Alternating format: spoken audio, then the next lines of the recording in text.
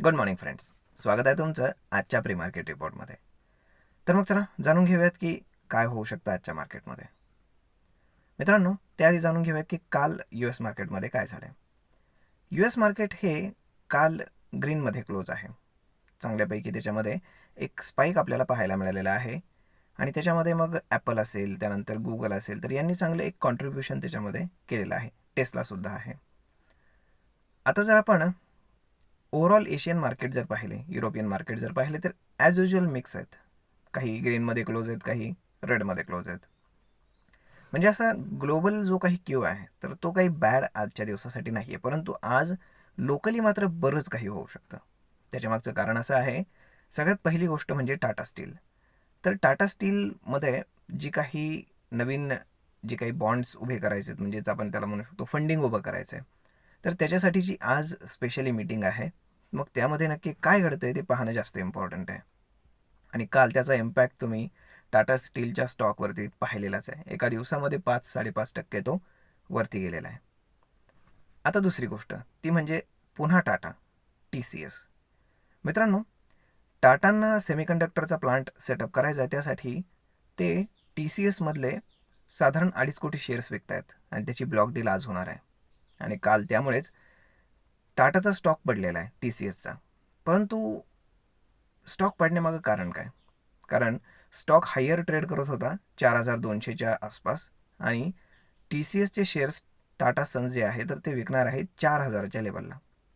म्हणजेच चालू मार्केट प्राईसपेक्षा डिस्काउंटला. आणि ह्याचा तुम्ही विचार करा की मागच्याच महिन्यामध्ये टाटा सन्सने 4,200 रुपये, म्हणजे जेव्हा प्राईस 4,000 रुपये चालू होती तेव्हा 4,200 रुपयाला शेअर्स खरेदी केले होते आणि आज ते 4,000च्या लेवलवरती विकत आहेत.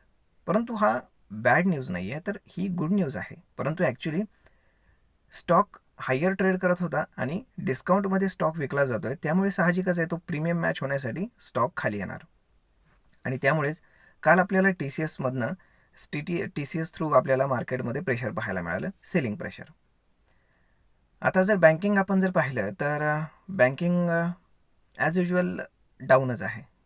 सलग 7 दिवस झाले बँकिंग इंडेक्स डाऊनमध्ये क्लोज होतोय.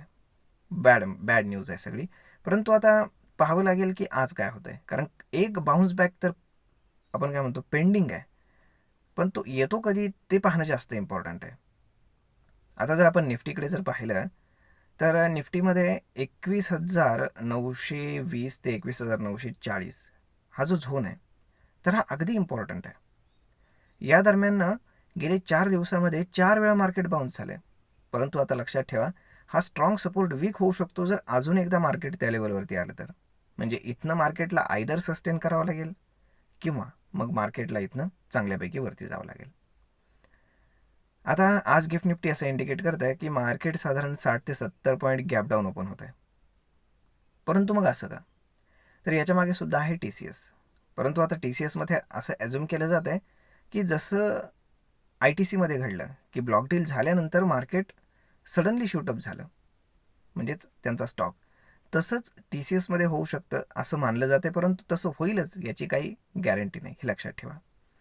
त्यामुळे 4,000पासनं TCSचा स्टॉक कुठे फिरतो, कुठल्या बाजूला फिरतो, 4,000च्या खाली की पुन्हा 4,000च्या वरती, हे पात्र पाहावं लागेल. आणि त्यामुळेच बाकी तुम्ही पाहिलं असेल की TCS डाऊन असल्यामुळे बाकी जे काही IT स्टॉक्स आहेत ते सगळे डाऊन होते.